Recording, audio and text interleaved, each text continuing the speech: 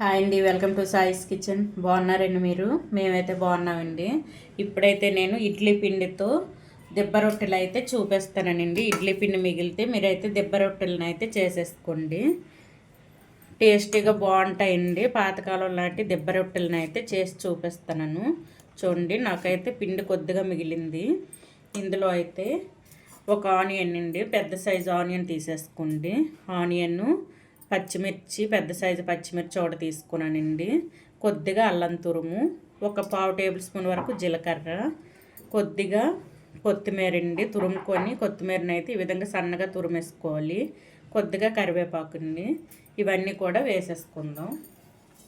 ఇడ్లీ పిండిలో ఇవన్నీ కూడా కలిపేసుకోవాలండి. ఈ విధంగా కలిపేసుకొని మనం ఆల్రెడీ ఇందులో ఇడ్లీ పిండిలో సాల్ట్ వేసేసుకున్నామండి. ఇప్పుడు పచ్చిమిర్చి వేసుకున్నాం కదా, ఆనియన్ అది, అందుకు కొద్దిగా లైట్గా సాల్ట్ వేసుకోండి. వేసేసుకొని మొత్తం కూడా కలిపేసుకుందాం. మనకి ఇడ్లీ పిండి ఎప్పుడైనా సరే కొద్దిగా తిక్కుగా ఉండేటట్టు ఉంటే మనకు దిబ్బ రొట్టెలు అయితే మంచిగా వస్తాయండి. చిన్న చిన్న దిబ్బ రొట్టెలను అయితే చూపిస్తాను మీకోసం. ఇప్పుడైతే చూడండి, ఈ విధంగా కలిపేసుకోవాలి. ఇందులో ఒక చిటికెడు వంట సోడా వేసుకోండి. కొద్దిగా చాలండి, ఎక్కువ వేసుకోకండి. ఒక చిటికెడు వేసుకుంటే సరిపోద్ది. చూడండి, ఏమాత్రం వేసుకుంటే సరిపోద్దండి. వేసేసుకొని మొత్తం కూడా మంచిగా కలిపేసుకోవాలండి. సాల్ట్ సరిపోయిందో లేదో ఒకసారి చెక్ చేసుకొని మొత్తం కూడా మంచిగా కలిపేసుకోవాలి. పిండి అయితే ఈ విధంగా ఉండాలండి మనకి. చూడండి, ఈ విధంగా. ఇప్పుడైతే స్టవ్ ఆన్ చేసేసుకొని ప్యాన్ వేడి చేసుకుందామండి. స్టవ్ ఆన్ చేసేసుకొని ఒక ప్యాన్ పెట్టేసుకోనండి. మీ దగ్గర అయితే నాన్ స్టిక్ ప్యాన్ ఉంటే నాన్ స్టిక్ ప్యాన్ పెట్టేసుకోండి, లేకపోతే ఐరన్ అయినా పెట్టేసుకోండి. సిల్వర్ పెట్టుకుంటే మన పులుసు ఉంటుంది కదండి, మనకి పిండి అయితే పులుసు ఉండడం వల్ల మనకు అంటేస్తుందండి మనకు దిబ్బ రొట్టె వేసేటప్పుడు. అందుకోసమని నాన్ స్టిక్ అయినా ఐరన్ కడాయి అయినా పెట్టేసుకోండి. ఒక 2 టేబుల్ స్పూన్ వరకు ఆయిల్ వేసేసుకున్నానండి ఇందులో. ఇది కొద్దిగా వేడైన తర్వాత అయితే మనం దిబ్బ రొట్టెలను అయితే వేసుకుందాం. చూడండి, ఆయిల్ అయితే మనకు వేడైందండి. ఇప్పుడైతే దిబ్బ రొట్టెలను అయితే మీకు నచ్చిన సైజులో వేసుకోవచ్చు. పెద్ద సైజులో వేసుకోవాలంటే పెద్ద సైజులో వేసుకోవచ్చు, మీడియంగా కావాలంటే మీడియంగా వేసుకోవచ్చండి, చిన్న సైజులో కావాలంటే చిన్న సైజులో కూడా వేసుకోవచ్చు. నేనైతే చిన్న చిన్నగా చేస్తానండి. చాలా టేస్టీగా ఉంటాయండి ఇవైతే. చూడండి, ఒక 2 స్పూన్లు వేసుకుంటే సరిపోద్ది. ఈ విధంగా వేసేసుకొని మూత పెట్టేసుకున్నామండి. ఈ సైజ్ అయితే వేసి చూపిస్తానండి మీకోసం. చూడండి, మొత్తం కూడా ఆయిల్ అందేటట్టు ఈ విధంగా ఉంచేసుకొని మూత పెట్టేసుకుందాం. ఒక 10 మినిట్స్ అయితే మూత పెట్టి ఈ కింద వరకు ఉడికించుకుందామండి. తర్వాత తిప్పి చూపిస్తాను. ఇప్పుడైతే మూత పెట్టేసుకుందాం. 10 మినిట్స్ అయితే మూత పెట్టి ఇదే విధంగా ఉంచేసుకుందామండి. చూడండి, ఒక 10 మినిట్స్ అయితే అయిందండి. దిబ్బ రొట్టె అయితే మనకు ఒకవైపు వేగిపోయిందండి. ఇప్పుడు ఇదైతే చెక్ చేద్దాం. చూసారా, మనకి మంచి కలర్లో వేగిందండి. రెండో వైపు కూడా తిప్పేసుకుందాం. ఇదే విధంగా తిప్పేసుకొని సైడ్స్ అనేది లోపల వైపుకు తీసేసుకోవాలండి. ఈ విధంగా లోపల వైపుకు తీసుకుంటే మనకైతే రౌండ్ షేప్లో మంచిగా వస్తుంది. చూసారా, ఈ విధంగా పెట్టేసుకొని పైన కొద్దిగా ఆయిల్ అప్లై చేద్దామండి. ఈ విధంగా ఆయిల్ అప్లై చేసేసుకొని మళ్ళీ ఒక 10 మినిట్స్ అయితే మూత పెట్టి ఉంచేసుకుందాం. 10 మినిట్స్ మనం మూత పెట్టి ఉంచుకోవడం వల్ల లోపల మనకి మంచిగా కుక్ అవుద్దండి. పిండి అనేది మంచిగా ఉడుకుతుంది.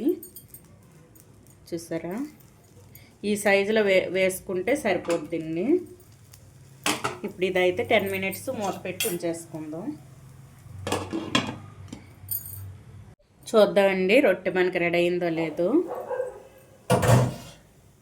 ఇది మీడియంలోనే ఉంచేసుకోండి. పూర్తిగా మీడియంలో అయినా సిమ్లో అయినా ఉంచేసుకొని ఇవైతే మంచిగా ఉడికించుకోవాలి. చూసారా, మనకైతే రెడీ అయిపోయింది. ఈ విధంగా అయితే రెడీ అవ్వాలండి. ఇప్పుడు ఇదైతే ఒక ప్లేట్లో తీసేసుకుందాం.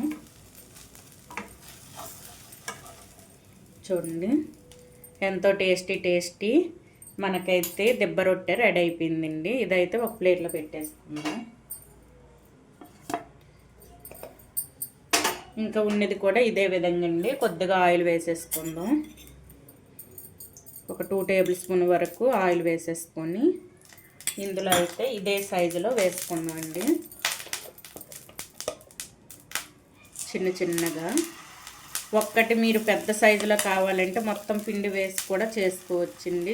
చిన్న సైజులో అయితే మనకి పిండి కూడా మంచిగా ఉడికి వస్తుందండి. లోపల చిన్నగా పిల్లలు కూడా మంచిగా ఇష్టపడతారు ఈ విధంగా చేసిస్తే. పిల్లల బాక్సుల్లో కూడా పెట్టొచ్చండి. స్కూల్ బాక్సుల్లో కూడా ఒక్కటి తింటే సరిపోద్ది పిల్లలకి. ఈ విధంగా అయితే వేసేసుకొని సేమ్ ముందు మనం ఏ విధంగా కాల్ చేసుకున్నామో అదే విధంగా కాల్ చేసుకోవాలండి రొట్టెనైతే.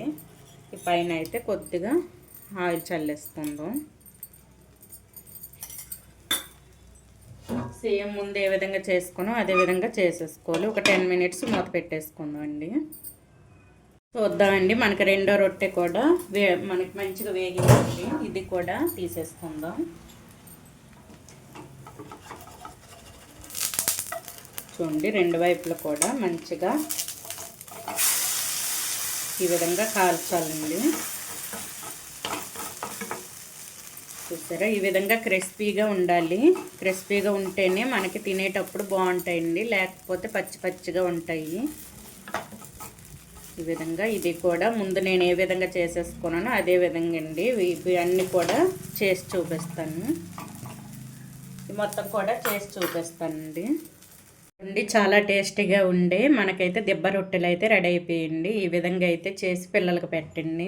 పిల్లలకి స్కూల్కి వెళ్ళేటప్పుడు టిఫిన్ బాక్సుల్లో కూడా ఈ విధంగా చేసి పెట్టుకోవచ్చండి. ఎందుకంటే ఇది ఒక్కటి తిన్నా సరే కడుపు నిండుతుంది. అందుకోసం అని ఇది పిల్లలకు స్కూల్కి పెట్టేటప్పుడు దీనిపైన అయితే నెయ్యి రాసేసుకోండి. నెయ్యి పెట్టేసుకొని చూడండి, ఈ విధంగా నెయ్యి పెట్టేసుకొని వేసుకోండి. చూసారా, ఈ విధంగా అయితే ఈ దిబ్బ రొట్టెలను అయితే మనం రెడీ చేసుకోవాలి. ఇడ్లీ పిండి మీ దగ్గర మిగిలి ఉంటే ఈ విధంగా అయితే చేసి పెట్టండి. పిల్లలకైతే ఇష్టంగా తింటారండి. చిన్నపిల్లల నుంచి పెద్దవాళ్ళ వరకు అంతమంది కూడా ఇష్టపడతారు ఇడ్లీ. ఈ విధంగా అయితే చేసేసుకోండి. చూసారా, మనకి లోపల కూడా మంచిగా ఉడికింది. చూడండి, లోపల కూడా మంచిగా ఉడికొచ్చిందండి మనకి. ఈ విధంగా అయితే ఉంటాయండి దిబ్బ రొట్టెలు అయితే. ఇది హెల్తీ రెసిపీ కూడా ఉందండి. ఇది పిల్లలకి పెట్టుకోవచ్చు ఈ విధంగా చేసి అయితే. ఈ విధంగా చేసి పెట్టుకోండి. ఈ దిబ్బ రొట్టెల రెసిపీ కనుక మీకు నచ్చినట్లయితే అండి లైక్ చేయండి, షేర్ చేయండి, నా ఛానల్ను సబ్స్క్రైబ్ చేసుకోండి. ఓకే, బాయ్ అండి.